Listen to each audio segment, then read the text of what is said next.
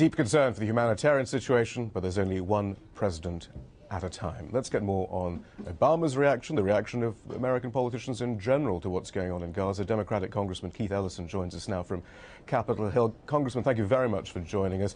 Was that a satisfactory statement from Barack Obama, would you say? Well, I think that Barack Obama has been consistent, and I'm glad to hear him restate his promise to be active and engaged in bringing all parties to the table to resolve the Middle East crisis, the Israeli-Palestinian crisis, or in the long term. One of the things I've been quite concerned about over the years is that the Bush administration has really not been bringing parties to the table. Even last year during the Annapolis event, in retrospect, it looks more like, I don't know, just a meeting than really a beginning to any meaningful peace process. But I will take him at his word that when he does assume office, he will make this a top priority as the whole world, including the Gazans and the Palestinians and the Israelis, need a solution to this problem. They're obviously locked in a death spiral, cannot resolve the problem on their own, and the world's only superpower can't be missing at the table. And so I'm happy to hear what President-elect Obama had to say. I do believe that we need an immediate cessation of all hostilities. The focus must be on the humanitarian situation. This crisis, this recent crisis, is not the beginning of the suffering of people of Gaza. They have lived in dreadful isolation for a long time. So this comes at a particular, it's really grievous injury to a long train of horribles that they've been living through. Do you feel a bit marginalized on Capitol Hill right now? You have been quite outspoken. You released quite a forceful statement last Friday about the situation. Your leadership, however, we understand, is currently drafting a non-binding resolution in support of the Israeli offensive in Gaza. I'm talking about the Democratic leadership of the House. How are give us a sense of the discussions on Capitol Hill. I don't want to... Go ahead, yes. I don't want to speak for anybody other than myself. I will say that I do hope that the Democratic leadership looks at this thing carefully and looks at this thing for the long term and understands that just declaring we support Israel, or for that matter, we support the Palestinians, is no solution. What we need is somebody to support peace. We need somebody who's going to say we support an active and engaged, robust, persistent peace process where the United States, the world's only superpower, will make the military aggression stop by saying that we insist upon it and we will use the means at our disposal to make the violence stop. Remember, it's not just IDF members and Hamas fighters who are dying here. We have a school that was bombed. There was a mosque that was bombed. We have children who've been killed. This situation is absolutely intolerable and must end immediately. But Congressman, though, help us understand the discourse on Capitol Hill. When we see, for example, Harry Reid appear on a Sunday talk show and talk about the clarity of the morality, of the need for Israeli action in Gaza, very much taking on this rather ahistorical narrative of what's been going on. Israel minding its own business, being bombarded with rockets from the south, no sovereign country can take that, and so on, not perhaps including the last 30 or 40 years of occupation and so on. Is that really how your colleagues see the Middle East conflict? With a very narrow timeline, with a sense of right and wrong, do they have the historical context? Are they seeing what's going on? Do they understand the Middle East?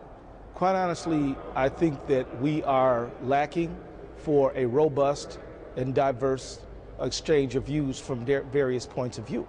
I think that there has been a point of view where the United States sees itself as an ally of one party to this conflict, and there's not been much sympathy at all for the other side.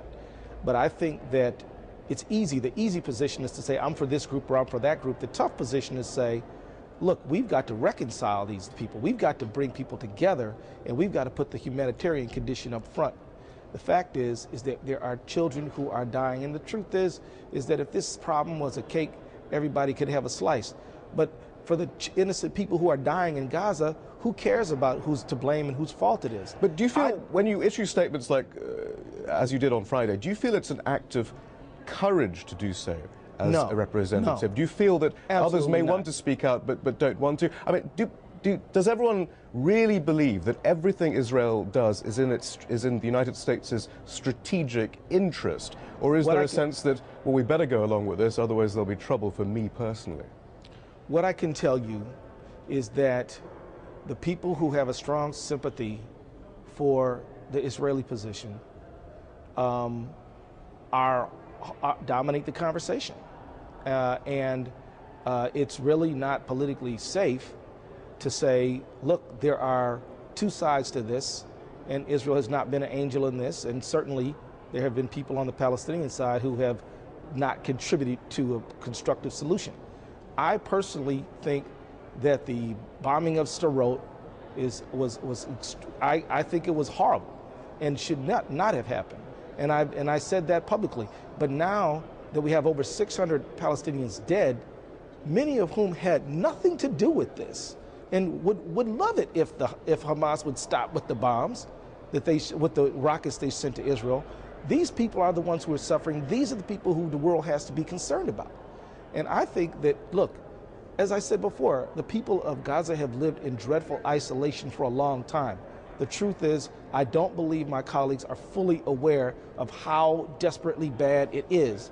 I myself tried to visit Gaza when I was in Israel in August 2007, and I simply gave up because it was just everywhere I turned, it was just no, you cannot go there. But do you think that there's much thought that goes into positions like that of Harry Reid? Or is it just a knee-jerk reaction? Do they just say, okay, it's Israel, we'll just go ahead? Well, let me say this. I hope to be persuasive with the Senate Majority Leader. So I'm not going to get up on your show and publicly criticize him, if you understand what I'm saying. Sure. But I do hope that I can persuade people who are of the mind that there's only one victim here and only one perpetrator here. I hope I can persuade them that this is a far more complex situation than that. That there is a legitimate Palestinian narrative that the world must hear, and this is a horrible, tragic situation, a horribly tragic situation. But if there's one silver lining to be found, there has never been this kind of press coverage on American televisions demonstrating the plight of the Palestinian people. And so maybe we will know more. Maybe we will learn more. Maybe we'll have a greater level of curiosity than we've had in the past. But let me just say this. In my informal conversations with my colleagues, and I'm not going to name any names, people are outraged by this. People are very upset, and I'm not the only one. And I'm absolutely not demonstrating courage. I'm just following the dictates of my heart and mind. Well, one of your colleagues is definitely outraged, and that's Dennis Kucinich. He has sent a letter to Condoleezza Rice notifying her of a possible violation of the Arms Export Control Act of 1976, the use of U.S. Apache helicopters and F-16s in order to, as a precursor to military offensives in Gaza. That would be a violation. Even the mere act of him sending that to Condoleezza Rice should theoretically warrant some sort of investigation. Do you support that? Do you see that now those cogs will now start turning? Let me just say that I think Dennis Kucinich is one of the more well-informed individuals on this issue. I think that he's trying to do what's the best for humanity. I think that he is trying to bring issues to light which do call for some real investigation. And so that's what I'll say about that. So you support it unequivocally? You support the investigation? I think that if he has reason to believe, I haven't seen the letter, so I'm not just going to say I support it unequivocally. But I'm saying what I'm saying, which is that I think it's a legitimate issue to be raised. I think answers have to be forthcoming, and I think that if these allegations can be proved, that the United States needs to act in a decisive way. And I will also say that I know, after speaking with Congressman Kucinich on this issue, that he has studied the facts and he has endeavored to know the issue, and I respect that, and I think that's right. Congressman, should. Thank you very much for joining us. Thank you.